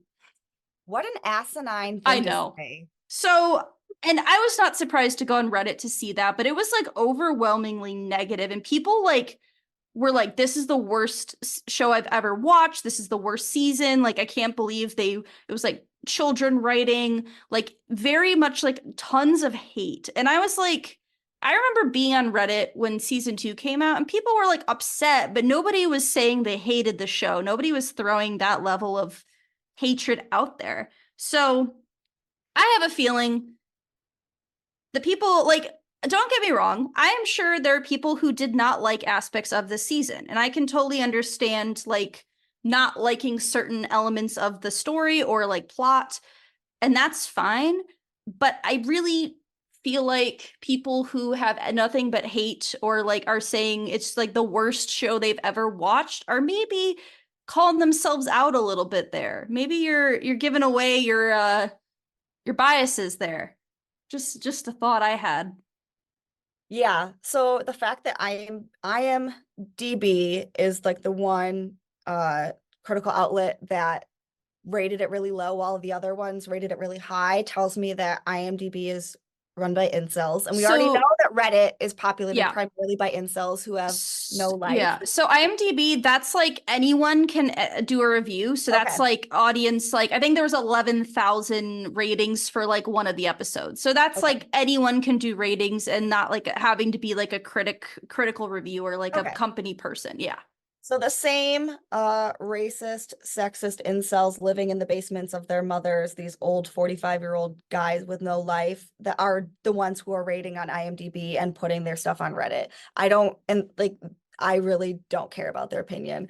I'm not surprised at all. Like, no, I'm not either. We have women leads and it focused on an Indigenous community.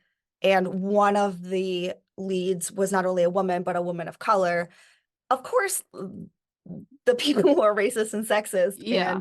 and want to ban books and want DEI to be banned and things like that, and don't believe that, or think critical race theory is like the greatest threat, against America right now. Yeah. Those people, I'm not surprised that they are, outraged by this, and it brings me joy.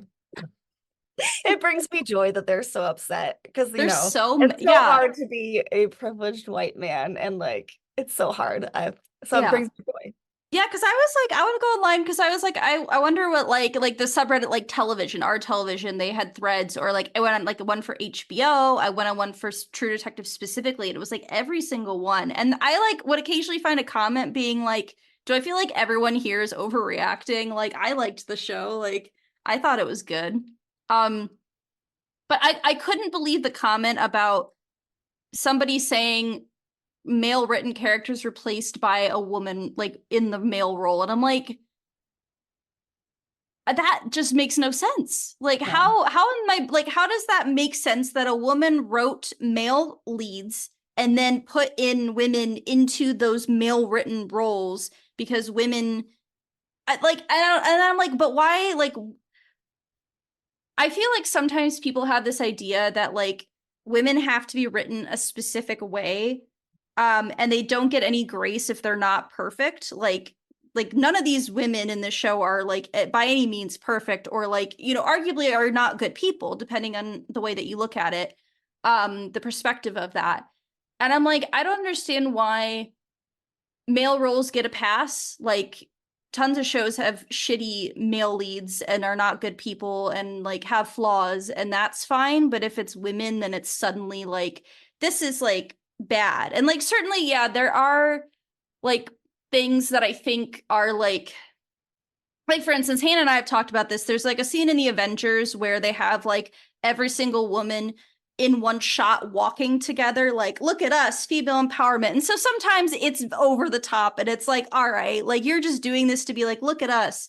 We love feminism. We're on your side, and it feels very out of place. But I'm like, and then when you get just normal people, it's like suddenly not possible. It's not possible for there to be a woman police officer, who likes sleeping with men. Oh my God. Can you believe it? Cheaters? They're not real. I don't know. Just like parts of that I just don't get. It just doesn't make any. I'm like, couldn't you be bothered by something else? Like your time could be better spent being less angry about that and worrying about other things that don't impact your life in any way. Yeah. I also just like the people who are upset by this are those who have so much privilege that they don't even realize that this is something that men, and I would say also like white people, depending on the situation, white people regardless of gender are given grace to be mediocre Oh or to yeah, fail right. and fail upward. Of And this course. idea of like um so this is something I talk about with like my students in my classes, related to African history, and this idea of like Black excellence, and like Black people are not given the grace to just like be regular, and they have to be Mhm. high achieving, otherwise they're somehow not doing enough. But a white person Right. can be mediocre and like can be Yeah. appreciated, and like not forced to have to like live up to some like unrealistic goal. Like, why do you always have to be the best of the best? Like, Right. people aren't required to do that. And I think looking at gender as well, like men typically are not expected to do that, where women, if Mhm. they come into a certain position, have to be like better than every man in the company just to like prove that she's worthy of being Right. there. But a man can just like kind of slack off, and he's given the grace to just be that because he Mhm. doesn't have to be exceptional. So I think when we have women and then one of the leads is a woman of color, it's this idea of like we expect them, if they're going to be in this kind of role, being like the leads of the show, but also them being like the lead detectives in Right. the universe of the show, Mhm. that they need to be exceptional, and they're not allowed to have flaws. They're not allowed to, yeah, like they have to be Yeah. it's this unrealistic exceptionalism that we put on minorities, whether that's racial or ethnic minorities or Mhm. gender minorities. Like, and it's just like the fact that people can't even reflect on like their own privilege and biases and realize that like they're asking something unrealistic of women or people of color, but not of white men. You're like, someone needs to look in the mirror and just like think about why there's this double standard in their thinking. Right. Because when you like, if you look at the creator, oh my God, I can't remember what her name was. I'm blanking. Who wrote the show? Lopez?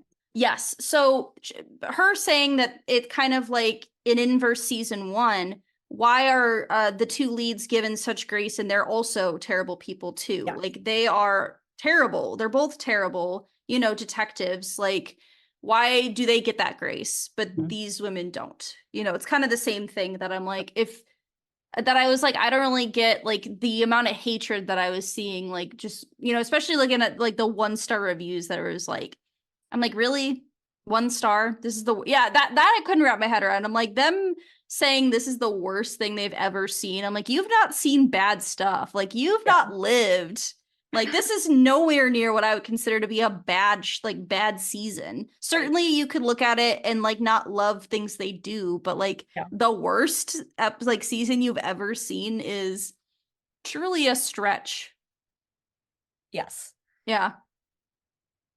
But yeah, so that was the main thing I wanted to cover just was some of the things critically and audience wise that I saw. Because this show ended, I think it was 2 weeks ago, I think is when the finale aired. So somewhat recently. Yep. Yeah. But yeah, so they are supposed to be working on a season 5, I believe, is scheduled, and I believe the director and creator is supposed to be working on that as well. I believe there were some things about the original creator of the show. I don't want to say anything specific because I just remember reading that like he might be like hard to work with or like I don't know, like difficult. But I don't exactly remember. I want to know if I'm just curious. Let's see. I remember reading something about it. And like potentially that's why he didn't come back. Okay. I don't remember. Let's see. I don't know. It doesn't say anything on his Wikipedia page, so I don't want to speculate on things that I don't have a definitive knowledge of. I wonder if I just like look it up, his name up and see what comes up on the news side of things. Basically, all the news articles about him saying that it's stupid. Some of the sloppiest writing I've ever watched. So I guess he didn't like it. I just saw a website that like the headline is Nick Palazzo has always sucked. Okay. I don't think he's had any like sexual assault or sexual harassment allegations. I think I've just read that he could be difficult to work with as like a creator. But I don't, He apparently created a space on his Instagram solely for trolling, support, infighting around True Detective. And the absolute moral degeneracy and misogyny of anyone who did not think it was good. Sarcasm. Yeah. Interesting. Yeah. Right. Well, I liked the show. Yeah, I did too. I enjoyed it. Yeah, no, when I went online and I was like, everyone's like, it's horrible, it's terrible. I'm like, I enjoyed it. I was entertained. I was engaged throughout it. Yeah. Anyway, so apparently a lot of men didn't like it. Probably women too, I'm sure. It's not exclusive to men not liking the show. Anyone could not like or like a show. Hannah and I are watching the live action Avatar and we're not thrilled with it. But we also don't hate it. I saw so there's like kids that are cast in that. Apparently a lot of the children are getting like hate on their social media. And I'm like, really? You're harassing children because you don't like the show that they're in? Like, sad. You need to chill out. Yeah. People gotta chill out. Like, calm down. It's fine. You're allowed to not like things, but you also don't have to be like rude and evil about it. Like, make your own podcast, then you can talk about how much you hate it. I'd love to hear it. Yeah. I don't know, is there anything else we want to talk about before we wrap up? My question, or the one thing that maybe like I felt unsettled by at the end, was Navarro's decision to walk out and basically heed the call from this whatever spiritual force is calling to her. Because like I think it like suggests that she dies by suicide, or she just goes out and dies in the elements. And Yeah. we see that she comes back in spiritual form to like visit Danvers, and Danvers like sees her, and it's like they're so the way that I understood it was Navarro comes to this realization that life is a continuum, and I don't know if her indigenous culture believes in reincarnation or whatever, Right. but it seems that she's like, I know there's something after this life, and I'd rather like go to that because this world is so messed up because Yeah. humans. And she's like, I'm ready to go on to like the next phase. And so for me, from my worldview, it I read it as that was suicide and like kind of problematic. And I was like, I don't feel comfortable with the show, like basically saying suicide is an okay out for. Yeah.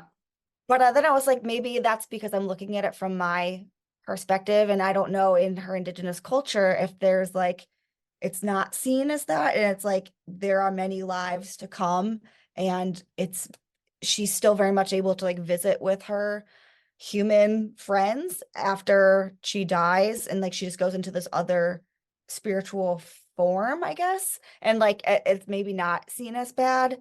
Because a lot of we see there's allusions to other indigenous people who have died in the same manner, and maybe it's not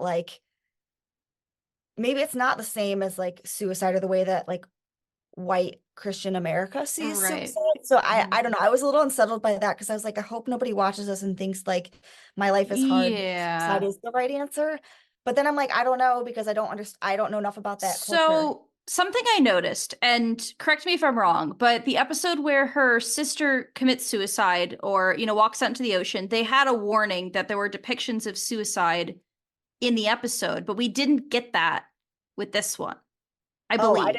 I didn't even pick up on that. Okay, because I did notice that because I was thinking about it and I was like, oh, is she? Because that was my thought as well when I saw her walking out. I was like, oh, is she, from committing suicide? But I was like, oh, but the last episode we didn't get, like, we got a warning. Like I saw that. So then when like her sister walked out, I was like, oh, I think that's what this warning is. Okay. Because I was waiting for it. But yeah, we didn't get that in this one. So I like the way that I saw it is like it's possible that she might not be dead. Like that might Oh. actually be her at that Oh. house. That's the way I looked at it. Like that's not actually like I'm sure that's another thing that's open to interpretation, but Yeah. I thought maybe she was like, I need to get away. I'm gonna go to wherever this like random cabin situation or house is that Danvers is also at a certain point. Because I was like, that would be weird to me to show her sister doing something very similar and having a suicide warning, but then not having that for her if she's seemingly doing the Yeah. same type of thing. That's at least the way that I saw it. Because I agree that that is unsettling to like have that view of like somebody, a main character seemingly commit suicide from like our way of thinking of that. Yeah. Okay. I honestly didn't even pick up on that, like the Yeah. whatever the warnings at the beginning of the episode. I And always then read those because then I'm like waiting for whatever they deem like a caution. I'm like, yeah. I'm preparing myself because I think we got a caution for Pete shooting his dad in the head because they said Okay. like something to some type of violence, disturbing Oh, violence or something is what they said. And we got a maybe. warning for like self-harm and something suicide or something was the warning we got with her sister, Julia. Okay. Yeah. Maybe it's because of like the fact that I'm a historian, or that I Mhm. love true crime, that like I feel like unfazed by just about anything. Like I've Yeah. heard about horrible things that Right. humans do to Yeah. each other, that like I I don't feel like I need those warnings, but I Right. also like, so like for me, I think I ignore them because I'm like, nothing is new under the sun for me. Like Yeah. as a historian, I just know about all these wild things that people have done to each other, that I'm like, yes, it's horrible. And I like Mhm. know that, but I'm like, it You don't doesn't, need you don't really need the warning to be prepared no. for what is to come. I Yeah. appreciate that they do that because there No, are I think it's people, you good. know, who are Yeah, sensitive to certain things. But absolutely. I'm more for me, I'm just curious. I'm just like, ooh, what's gonna Yeah. happen? Like, when Yeah. is it gonna happen? Yeah. So usually when I see things like that, I'm like intrigued about like what is gonna happen to cause them to want to put this warning in place. Yeah. Well, that makes sense. Oh, and Yeah. I never picked up on that with the last episode not having that warning. So Yeah. I think you're right. I think perhaps, or maybe it is meant to be ambiguous. Like Yeah. we don't know, but because something that also made me think that she had died was because someone asked about Navarro and like, oh yeah, she left or something. So Yeah. it's very possible that Navarro just like went off. She left Alaska. She's going wherever she needs to go. Like, I don't know if she goes back to Boston, like Right. where Or she, somewhere or what. else. Yeah. And so maybe she does come back to visit Liz Danvers occasionally, and she just like doesn't, talk to anybody else in the town. That's a possibility. Yeah. I That like was that yeah. version, but Yeah. I like that was the where I was like, I feel like it's maybe ambiguous, like exactly what happened to her, but I feel like if they were insinuating she like walked into nature and like, you know, was like reincarnated or committed suicide, I feel like it would have been framed differently based on the way they had done it a couple episodes before that. Um it just is the way that I saw it and the lack of warning. I was like, I feel like if they were insinuating that, they would have prepared something to be like, hey, everyone, watch yeah. out. When so that last scene or one of the last scenes when we see Navarro like walking out onto the ice like in the mist or something, Yeah. did she take off her clothes or was she clothed? She was clothed and it also was like sunny and she didn't look like cold, I guess Okay. is the way that I'd phrase that. Because I feel Okay. like when her with the one with her sister, like she took off her clothes Yep. and like very much like was cold and was headed for water. Yep. So I feel like it was like also sunny, like the sun was You're right. out. You're It right. was like, I don't know, like dawn of a new life, like rebirth type of, because Okay. like her name that she was Yes. given, her like indigenous name was like Rise of the Sun or something, like was something like that. I can't remember the Yeah. exact wording, but it was something like that. So I thought Yes. maybe that was more like symbolism with her new life, kind of like, Okay. because you know she was like, I feel like I'm the guy in the hatch, like I'm just holding the hatch shut, trying to like survive. Hmm. I don't know. So maybe it was more of like a symbolism of like she's let this, you know, she can let this case go, she can move on to something else kind of deal. Okay. Okay. Yeah. That makes sense then, because I do think all of the people who like went off and were taken by the spiritual force or whatever, they all undressed and left their clothes. And Right. the fact that we didn't get that, I think you're right. You picked up on all those hints that she does leave Alaska and she kind of like leaves everyone without a proper goodbye. Like she leaves the toothbrush for the guy that she was like hooking up with and stuff. Right. Um, I think that they're saying that she's leaving, but she's not dying. Right. Yes. Okay. I think you're right. Okay. I was like, I feel better about that. Like, if it's giving that interpretation, and I feel like maybe that's why people didn't like the ending of the show, because maybe that's also the way people interpret it, is that she committed suicide, and then, Yeah. you know, Okay. Well, now, yeah. like, that was like one of the bigger things that kind of unsettled me. So I actually like the show even more now that I realize that it's like that. But you're like, oh, it's fine. Yeah, I just, yeah. And when you mentioned that, I was like, I went back in my head and I was like, yeah, that I don't believe the warning was there. So I feel like that would be there if that was the case, if they Yeah. wanted to portray that as that way. Yeah. But yeah, Nice. overall, I liked it. I enjoyed it. I had a good time with it. I was properly unsettled. I did gasp when a man's arm broke off and then he turned out to be alive. That was very unsettling. Yeah. I really loved the feminist agenda. Yeah. Vigilante justice. Yes. Good old vigilante Good justice. old vigilante justice. Nice.